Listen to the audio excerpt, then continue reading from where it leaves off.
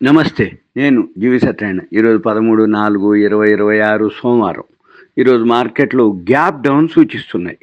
ఎందుకు అంటే America, Iran మధ్య ఏదైతే 15 రోజులు చర్చలని పాకిస్తాన్‌లో ఇస్లామాబాద్‌లో ఏదైతే శని, ఆదివారంలో ఉందో ఆదివారం ఉదయానికి అంటే శనివారం చర్చలు మొదలైనయి.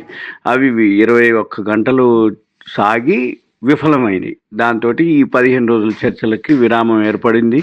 అంటే మళ్ళీ యుద్ధ వాతావరణం ఏర్పడుతుంది అనేది అర్థం అనమాట. అంటే చర్చలు ఎప్పుడైతే విఫలమైనయో ఆటోమేటిక్‌గా మళ్ళీ క్రూడ్ ఆయిల్ ధరలు పెరుగుతూ ఉంటాయి. ఎఫ్ఐఐలు అమ్ముతూ ఉంటారు. ఇప్పుడు మన పని ఏంటిది అంటే ఇక క్రూడ్ ఆయిల్ ఎప్పుడైతే మళ్ళీ పెరగడం మొదలుపెట్టిందో ఆటోమేటిక్‌గా మన మార్కెట్లు ఫాల్ అయ్యే అవకాశాలున్నాయి. బ్రెంట్ ఆయిల్ మీదనే బేస్ అయితుంది ఇప్పుడు మార్కెట్లు మొత్తం కూడా.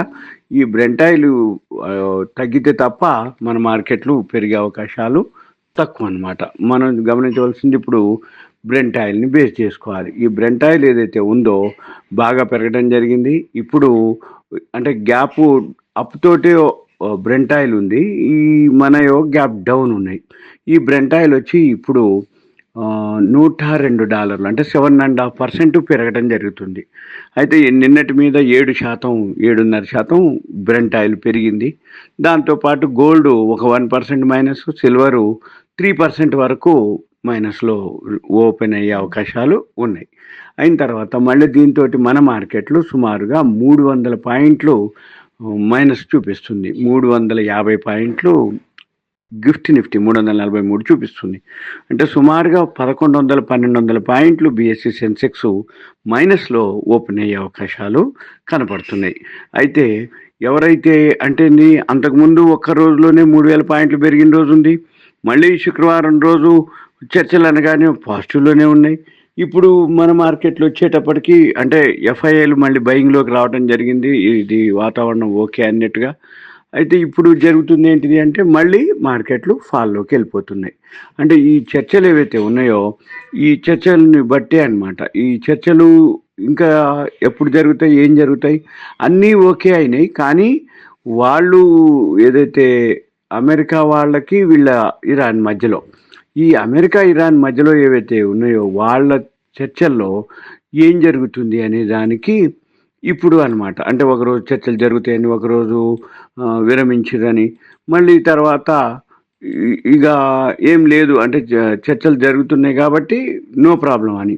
అంటే ఎక్కడో ఒక దగ్గర. అయితే ఇప్పుడు అమెరికాకి, ఇరాన్‌కి మిగిలినయన్నీ ఓకే అయినాయి. కానీ ఈ అణ్వాయుధాల తయారీలోనే వాళ్ళకి కుదరలేదన్నట్టు. అక్కడ మళ్ళీ మార్కెట్లు ఫాలో అయ్యే అవకాశాలే కనపడుతున్నాయి. ఇప్పటివరకు ఏదో ఒక కారణంతోటి ఫిబ్రవరి 28లో మొదలైనటువంటి యుద్ధము ఫిబ్రవరి, మార్చి 31, ఈరోజు 13. అంటే 13, 31, 44 మొదలైన రోజు 45వ రోజుకు చేరింది వాళ్ళ యుద్ధ వాతావరణం.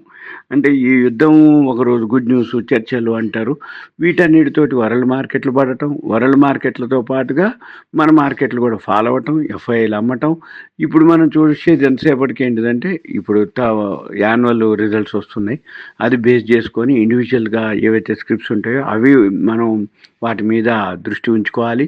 ఎఫ్ఐలు మొన్న అయితే బై చేసిర్రు 672.09 కోట్లు వాళ్ళు బయింగ్ చేయటం జరిగింది. డిఐలు కూడా బయింగ్ చేయటం జరిగింది 410.05.